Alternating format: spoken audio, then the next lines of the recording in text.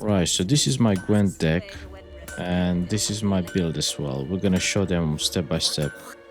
And to be fair, if you want to know how strong your Gwent deck is, I recommend you know, going against this guy. I think this is the hardest player, NPC in the entire game, because sometimes I even lose to him, even with my deck. So him is a good challenge, that way you can tell whether your Gwent deck is strong enough or is not, especially when it comes to Nilfgaard or the Temerian one. Because from all the NPCs, this one is by far the hardest. Doesn't matter, that tournament or not. You find him on this location, it's in Larvik. So yeah, he is the best one to try your deck to see how good it is. Now, as for my deck, I never really had any issue because I pretty much have all the cards that I need, and I beat pretty much everybody. So yeah, I got 3 of those, 2 of those, Geralt as well.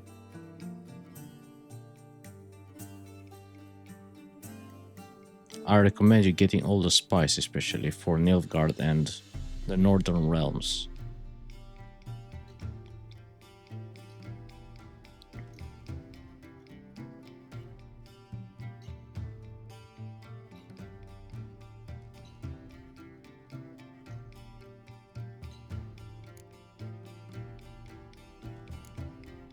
Yeah, the spice are by far the best ones, and the ones that take them for the grave. And I personally use this where you can draw again, one of them spice, or even the ones that resurrect the others.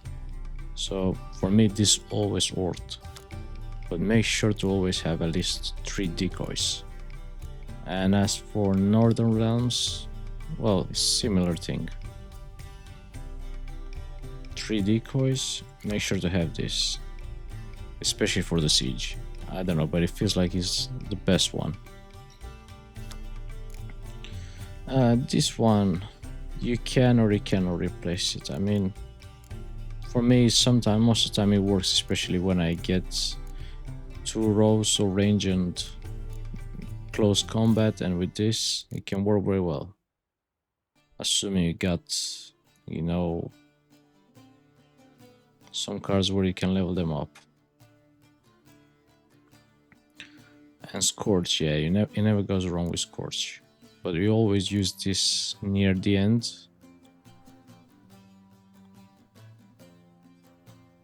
This mostly you're gonna use against monsters or the Scoia'tael. Clear water is as a last resort. Clear water.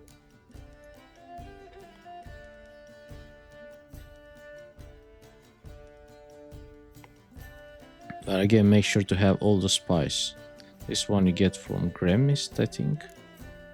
That druid who doesn't want to talk with anybody.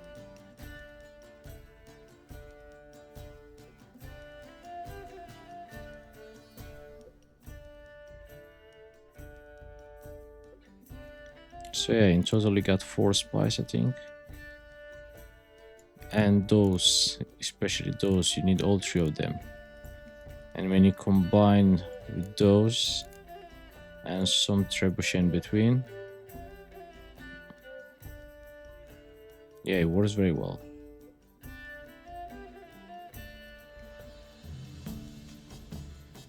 And make sure to keep, the number of unique cards as close as possible to either, 22 or 23, but not too far off. Because if it's too far and you got too many, you may get more shitty cards than good cards. So the lower amount of cards you have, the limits, the better the chances to get, good rounds, good cards. As for Scoia'tael, I rarely use it, but even then I still have decent deck. Again, closer to the limit.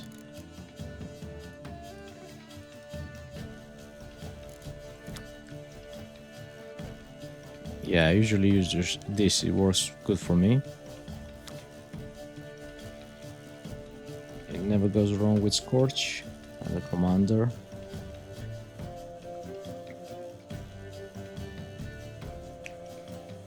Yeah, this cow, I think you get it from Heart of Stone expansion.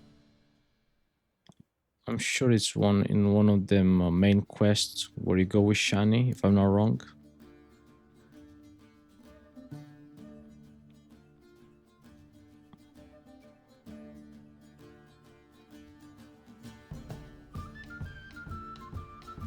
But yeah, it has a lot of those medics that can resurrect. So it can work well, very well, even if it doesn't have that many spies. As for Skellige, I know this may be the hardest deck, you know, especially if you skipped a lot of the duels. You know, for me, this personally work against that tournament. So again, I got the decoy, Commander Horn, Scorch. I use this.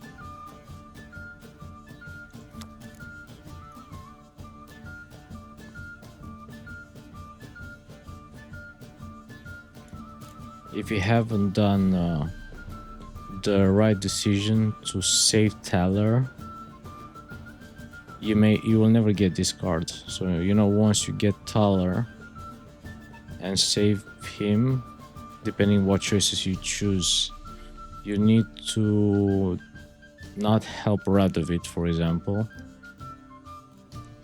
and you need to help Dijkstra and Roche. So yeah, whatever you do not help Radovid in order to trigger the next quest to find Taller.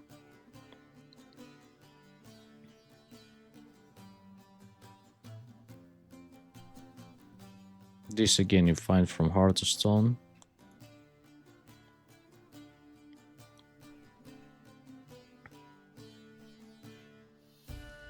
But yeah, again, you know, most of those you get from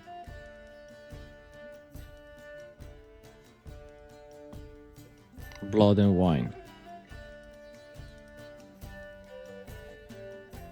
What you don't get from Blood and Wine is, let me double check. This. So yeah, if you do complete most of the Gwent tournaments and you fight against most of the NPCs, you already get quite a lot of good cards to begin with. As for monsters, I personally rarely play this. Sometimes, I mean, it works, but again, I keep, you know, the number as slow as possible.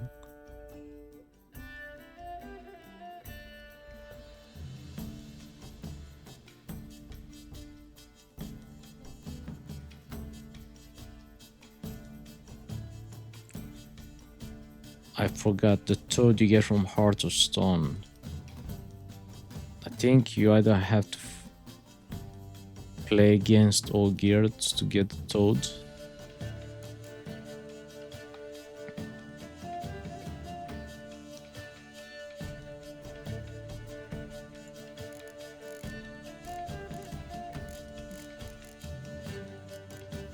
So yeah, that's pretty much my deck. But the best ones, you know, overall, in my own opinion, would be Nilfgaard and Northern Realms. Just because you got a lot of spice and you can keep going again and again until you get the right draw. And you got also high level cards. Now, again, in order to try how good is your deck, just go against this guy. Because most of the time, even now, I may lose against him. How can I be of service? In times like these, don't pay to save. What would you say? Now we're Northern Realms.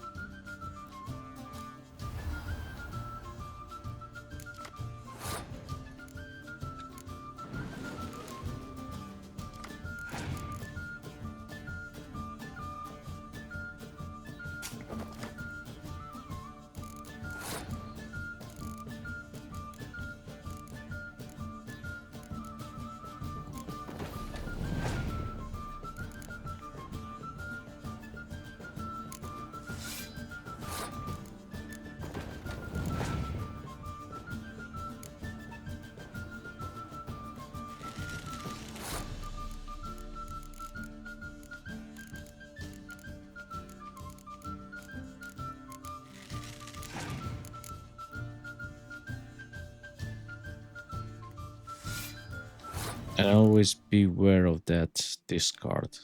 I think he has all three of them.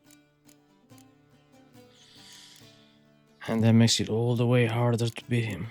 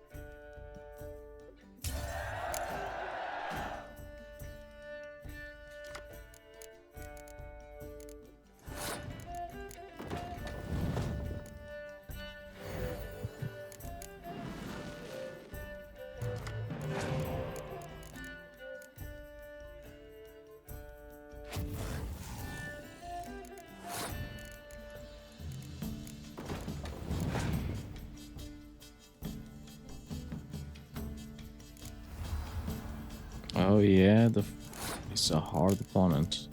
Fucking hell. Even now I struggle against him.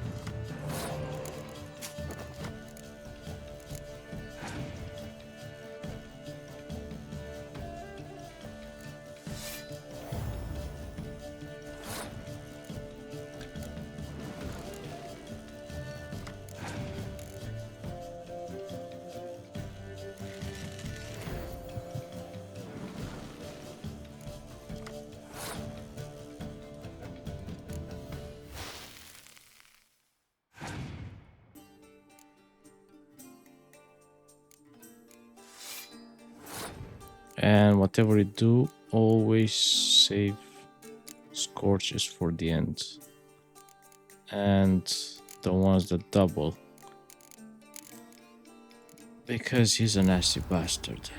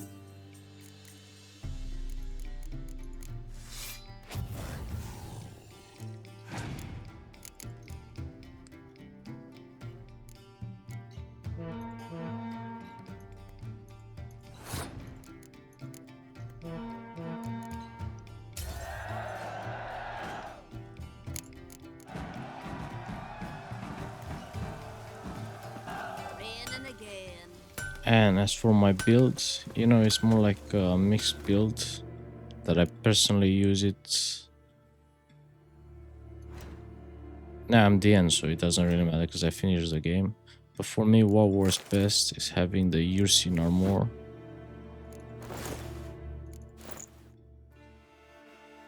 With a lot of queen on it, all the queens slotted, and if you got the heart of, you know, heart of stone, you know, just use levity All equipment armor items are treated as light armor, because that way you recover stamina faster.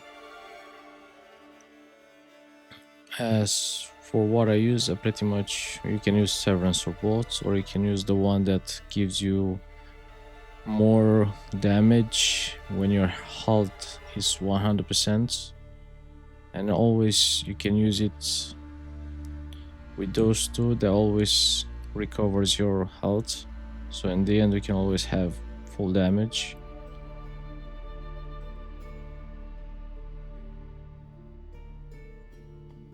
As for bombs, the one that I use the most is the Northern Wind.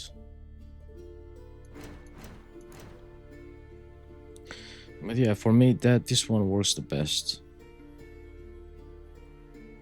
So I simply got it like that.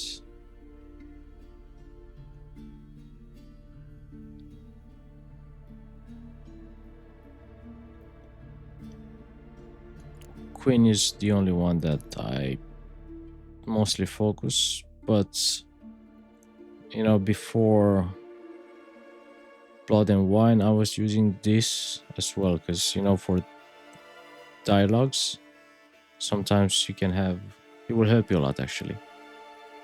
So in this case I replaced, let me check,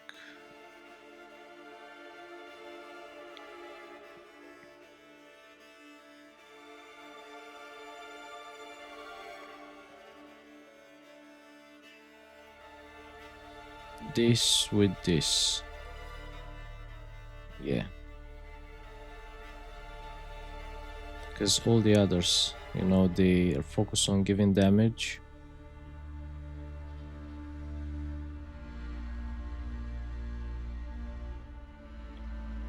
And you can never go wrong with maximum toxicity. But yeah, my build is a mix.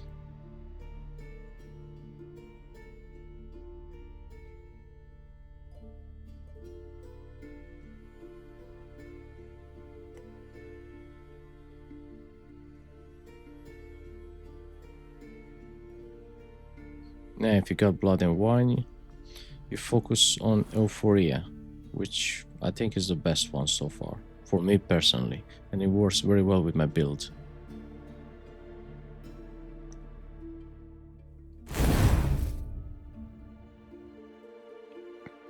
So yeah, Euphoria, if you got Blood and Wine as well.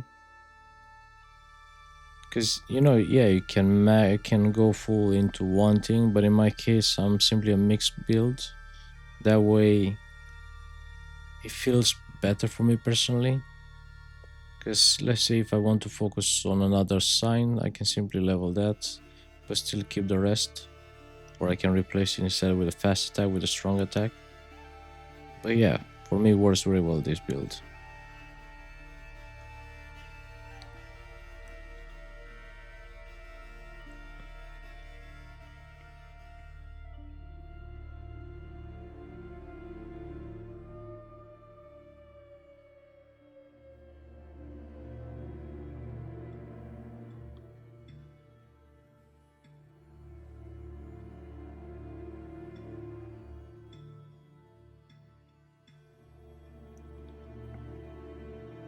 So if you got Queen, and let's say if you got much harder bosses, you can use a third deconction that for me always worked. Which one it was? This one. If you want to have it as a third deconction.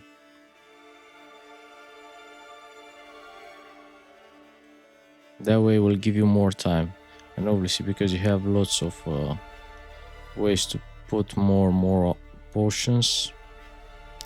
The ones that I use the most were this, and this.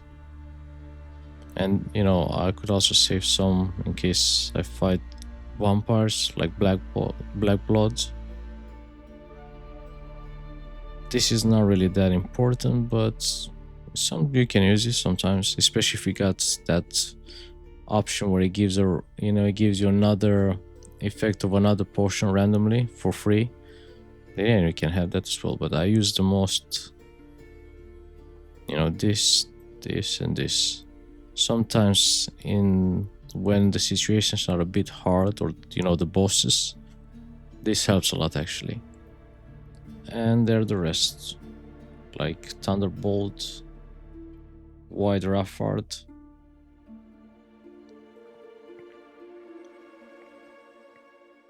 As for trophies, wait, not this one, it's the wrong one.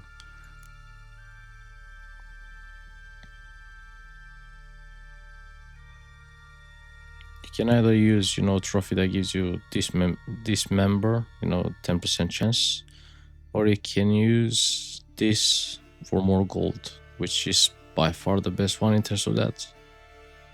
And you get again from Heart of Stone.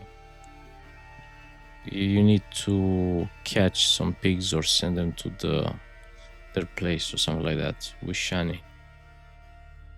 But yeah, overall this build, you know, I carried it throughout the entire game. I still use it even now. But yeah, that's about it. Thanks for watching. See ya.